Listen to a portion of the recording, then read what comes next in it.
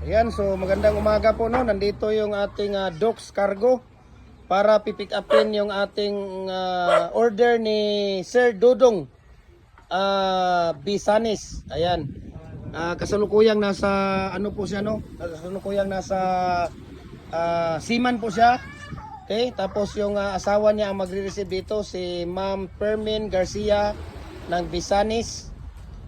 Permin Garcia Bisanis. Ang address po nila house number 3 Purok, Kumintang B, Barangay Tugas, Madridijos, Cebu, Bantayan Island. Ayan. So nandito si ito sa ubusan ninyo na ibutang dong. So ito po ay 4x4. Ayan. So ito po nandito yung kuya si kuya ano yung ano ninyo kuya? Docs Cargo. Ayan, ang opisina ninyo nasa Nasarit, ang sa Cebu. Mandawi. Tabok. Ayun. So ito po mga idol no, yung ating 4x4 by 8 feet na pins concrete post natin, molder or dragon fruit post. So pwede ka nang gumawa dito, ayan oh. Sila ni Gadyo Pre. Ayan. So pwede ka nang gumawa dito ng tawag dito. Dong, isama nyo yung bar nga isa dong. Isang bar. Pwede ka nang gumawa dito ng 4x4 by 4 feet, 5 feet, 6 feet, 7 feet hanggang 8 feet po, no? Dahil mayroon tayong kasama dito na accessories. Ayan. Yung bar na ano, wag yan. Hanap ka doon ng bar na ano.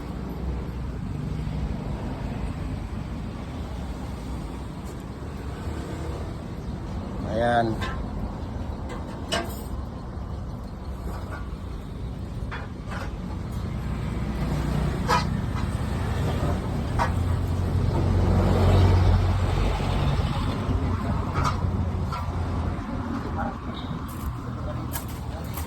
Ayan.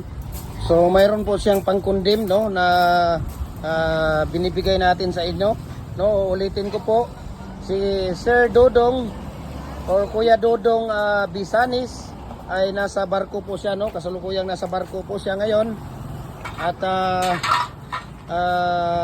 nag-order nga siya nito at ito ay i-deliver sa kanya sa ni ate or ni Ma'am Permin Garcia Bisanis ng house number 3 Purok, Kumintang B, Barangay Tugas, Madridijos, Cebu, Bantayan Island. Ayan.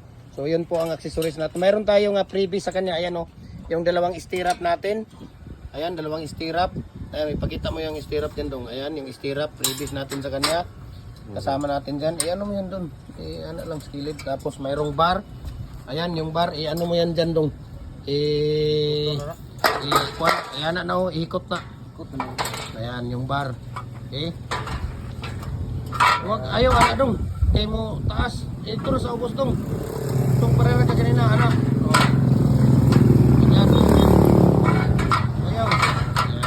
Okay. So nandito yung Docs Cargo. Kailan kayo ito mapadala kuya? Dubliha lang na dong, hindi mo abot. Dubliha. Kailan kayo ito darating sa Cebu kuya? Depende pa pagka mayroong mga kasama. Mapadala kaya ito mamaya or ngayon? Or bukas? Lunes? Ayun, Lunes na daw siguro daw nila ito mapapadala. So, sa mga gustong mag-avail ng ating dragon fruit post or pins concrete post, tawag na po kayo no or message po kayo sa ating Facebook page, Jim Hardware ang Kukulamber ang Concrete Products, Balulang Brands, Jim Hardware ang Kukulamber ang Concrete Products, Kanituan Brands, Triple A and F Kukulamber, ang ating personal Facebook account, Felix Tan Pagikan Jr., ang ating Instagram account, Felix_Pagikan 2000, ang ating YouTube channel, Jim Hardware, ang Kukulamber, ang Concrete Products. No, para updated po kayo sa ating mga video. We can ship nationwide, Luzon, Visayas, Mindanao. Okay?